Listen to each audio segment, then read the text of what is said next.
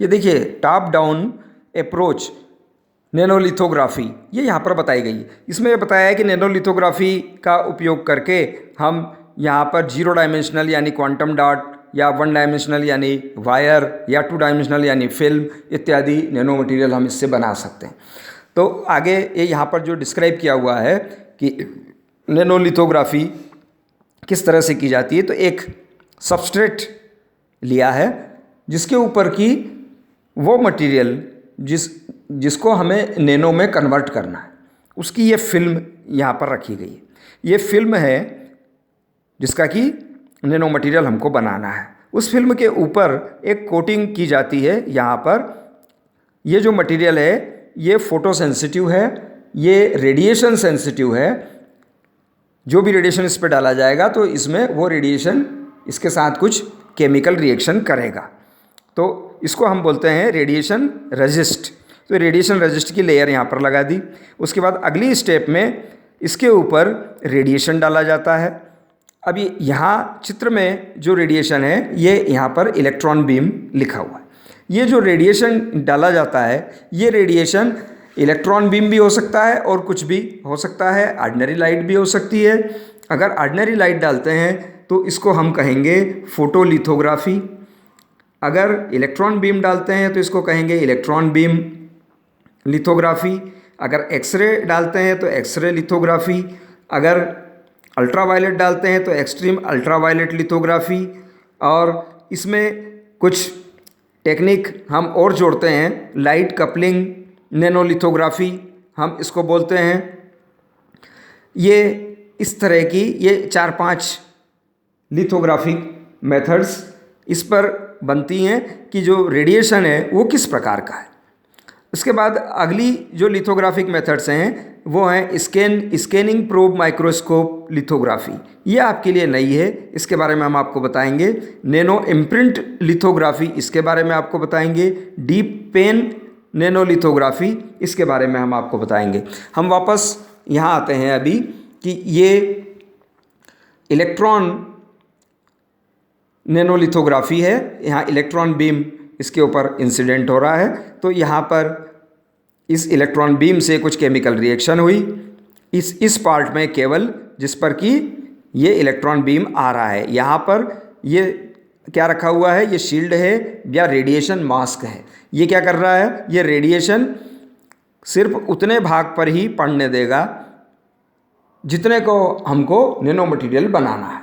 यानी एक बहुत छोटे से भाग पर यहाँ पर ये रेडिएशन आता है और बाकी पर नहीं आता। रिएक्शन केवल यहीं पर होती है।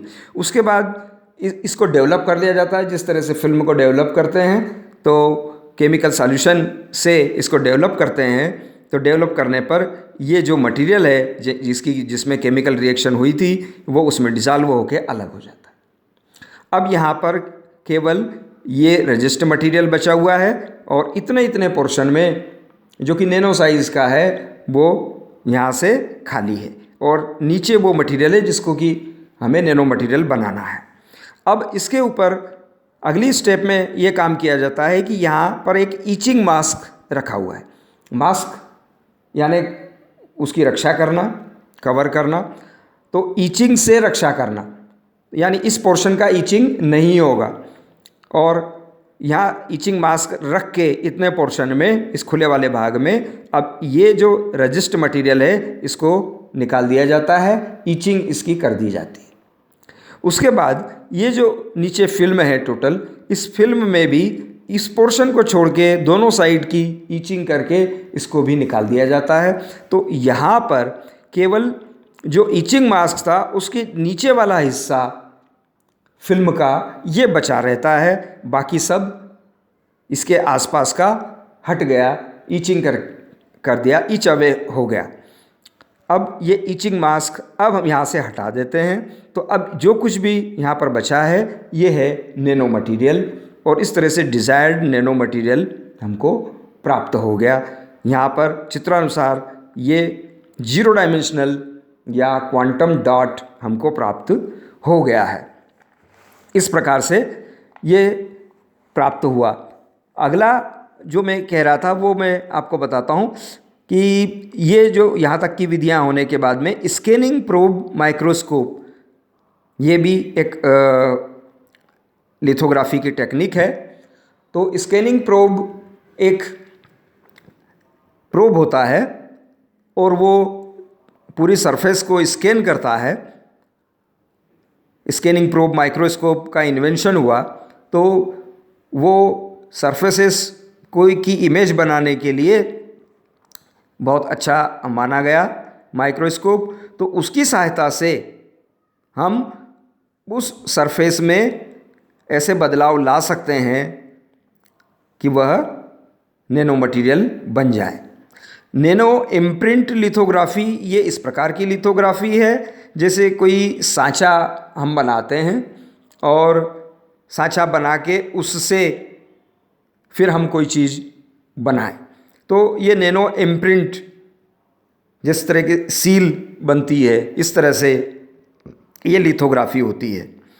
डीप पेन नैनो लिथोग्राफी या डायरेक्ट राइट लिथोग्राफी ये फिर एटॉमिक फोर्स माइक्रोस्कोप होता है, उसकी सहायता से की जाती है कि जिस तरह से ये पेन है, ये टिप है, वहाँ पर जो टिप होती है वो एटॉमिक फोर्स माइक्रोस्कोप की टिप होती है और वो सरफेस पर चेंजेस करती जाती है। तो इस प्रकार से ये टॉप डाउन मेथड्स हैं। अगली जो कैटेगरी है वो है बॉटम अप अप्रोच।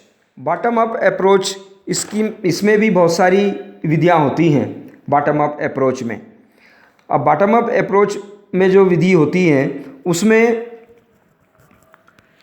मुख्यतया जो केमिकल मेथड्स होती हैं वो काम में ली जाती हैं। तो केमिकल मेथड्स जो काम में ली जाती है वो मैं आपको बताता हूँ। ये एक है sol gel processing, solution jail.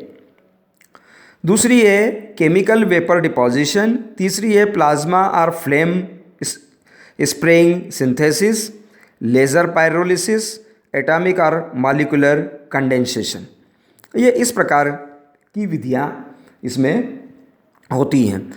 तो सोल जेल मेथड या सॉल्यूशन कास्ट मेथड में हम ऐसा करते हैं कि एक मटेरियल का सॉल्यूशन बनाते हैं एक सॉल्वेंट में लेके, और उस सॉल्यूशन को हम एक डिश पर फैला देते हैं। एक डिश ली हमने और उस डिश पर उस सॉल्यूशन को हमने फैला दिया और एक हल्की सी एक वेरी थिन नैनो साइज़ की लेयर बन जाए, इतना सा हमने सॉल्यूशन लिया और उसको ड्राई कर लिया।